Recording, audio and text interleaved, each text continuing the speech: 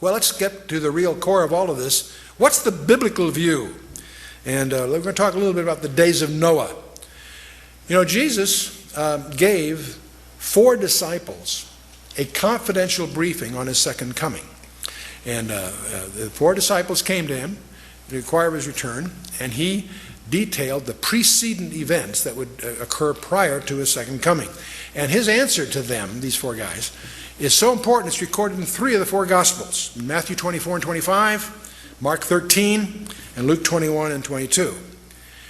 But he opens and closes that briefing with a repeated admonition. Take heed that no man deceive you. And that occurs in Matthew 24:4, and you'll find it's the theme of the entire presentation. We're dealing here in spiritual matters, and the attempt of the enemy will be to deceive us. But in the middle of this briefing, about verse 37 of Matthew 24, Jesus makes a very strange remark. He says, "But as the days of Noah were, so shall also the coming of the Son of Man be." Now, in the context there, what he may have been alluding to is simply that it'll be business as usual until, just as it was business as usual until Noah and the ark, it'll be business as usual until he returns. And most people who read that passage assume that that's all he meant. It's just that it's going to come as a surprise.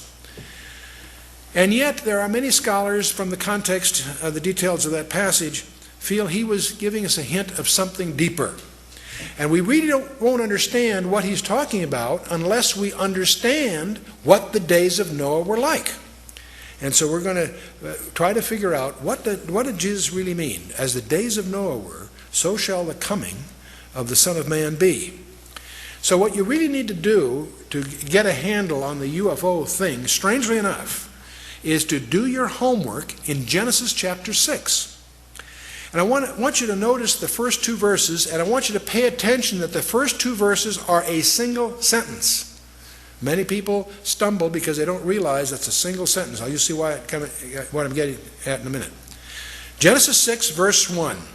"And it came to pass, when men began to multiply on the face of the earth, and daughters were born unto them, that the B'nai Elohim, the sons of God, as it's translated, saw the daughters of men, that they were fair, and they took them wives of all which they chose." 1 verse. Now the question is, this strange phrase, sons of God, that can mean anything to us. Let's find out what the text really means, sons of God. What it is in the Hebrew is, remember, Hebrew goes from right to left, so if you're watching the slides here, remember all languages go towards Jerusalem. Nations that are east of Jerusalem go from right to left, the language. Nations that are west of Jerusalem go from left to right. So just breaking, so Hebrew, Aramaic, Arabic, Sanskrit, whatever, they go right to left. Anyway, so if you're reading the Hebrew here, recognize it goes from right to left. B'nai Ha Elohim, the sons of the God. Now, sons of God, B'nai Ha Elohim is a term that's always used of a direct creation of God. Adam was a direct creation of God. You and I, in the natural, are not. We're sons of Adam. That's our problem. That's what the book of Romans is all about. And but as many as received him, to them gave he the power to become the sons of God. The term has technical meaning in the New Testament as well as the Old. In the Old Testament, this term in the Hebrew, in Job 1:6, Job 2:1, Job 38:7, is always used of angels, because they are a direct creation of God. In the New Testament also, Luke 20:36. Also the book of Enoch. Now, don't misunderstand my use of this as a citation here. The book of Enoch was very popular from about the 2nd century before Christ to the 2nd century after. It is not an inspired book. I wouldn't treat it that way, but it is useful in understanding the vocabulary and the grammar of the time. And clearly in the book of Enoch, this term is used there also to refer to angels, and it deals with it greatly. The Septuagint, this is the translation of the Hebrew scriptures that went from Hebrew to Greek. If you were a Jew living in the time of say, the 2nd century before Christ, the enforced language worldwide, the commercial language, was Greek.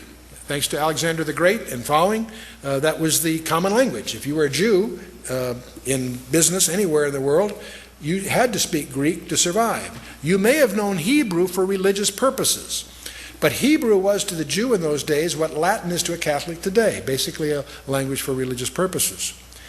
So one of the things, if you were Jewish in those days, what you would have liked to have had is a copy of what we call the Old Testament, the Tanakh, in Greek, so you could read it. And because of that, under Ptolemy Philadelphus, he funded the translation of the Hebrew Scriptures into Greek, started about 285 BC, finished about 270 BC, and the result of that work product, he got 70 of the top scholars. The word Septuagint is just 70, fancy word for a Greek word for 70. He got the 70 top scholars to do the translation, took about 15 years, and the result of that we have copies of, and it's known as the Septuagint translation of the Old Testament. And it gives us the benefit of the precision of Greek on some of these issues. So it's a very, very powerful resource for scholars. And the Septuagint also makes it clear that we're dealing here with angels, as we think of them. Now in Genesis 6, it came to pass when men began to multiply on the face of the earth and daughters were born unto them, that sons of God saw the daughters of men, that they were fair, and they took them wives of all whom they chose. The word sons of God, of course, is Benai Ha Elohim, sons of God, direct creation, term for angels. Saw the daughters of men. Now, by the way, what that really says in the Hebrew is Banath Adam, daughters of Adam. I mention this because there have been contrived some strange interpretations of this passage that are commonly taught in most seminaries. And it's tragic because there's a view of this passage that has no scriptural support. And we'll talk about that because you'll run into it. Many people think that this is strange stuff, and it is strange. It's even stranger than most people realize. So, now when you get down to verse 4 of Genesis 6, it says, there were Nephilim in the earth in those days, and also after that, when the sons of God came in unto the daughters of men, and they bare children to them, the same became the mighty men which were of old, men of renown. What this verse seems to indicate is that these Nephilim were offspring of a strange union. The sons of God, these are angels according to the Hebrew precision here. They came in unto the daughters of men, daughters of Adam, incidentally. This is not just Cain and Seth and any of that. This is these are daughters of men. And they bear children to them. It's those children that are the Nephilim. Now, what on earth is the Nephilim? That word, Nephilim, is a key word. We're going to talk a lot about that. Nephilim means the fallen ones. It comes from the verb nephal, which means to fall, be cast down, to fall away, to desert. That's what a Nephilim is, a deserter, in a sense.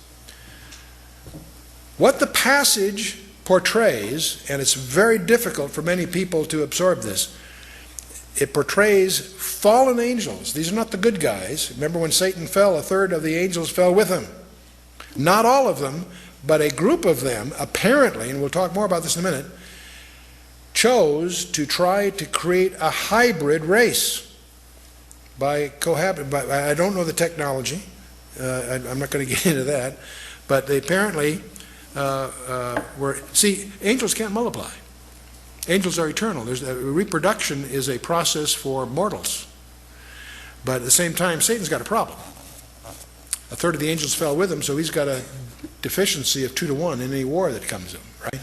He's got to find a way to strengthen himself. This is just a conjecture that floats around. Now, the offspring are Nephilim. They're also called the Hagibarim, the mighty ones.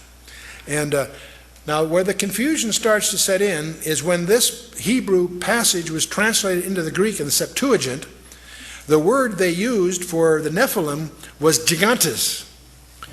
It sounds like giants. And it turns out they were giants, but that's not what the word means. Gigantes comes from gigas, which means earthborn. So in the Hebrew, they're called the fallen ones. In the Greek, they're called the earthborn. And so let's keep that in mind. The fact that they were giants is like a pun. Yes, they were giants, but that's not what the word means. It carries a different meaning. Let's go on a little further in verse 9 of Genesis 6. It says, these are the generations of Noah. Noah was a just man and perfect in his generations, and Noah walked with God. Terrific verse. We've all read it. But most of us may not pay attention to what that's really saying. These are the generations of Noah.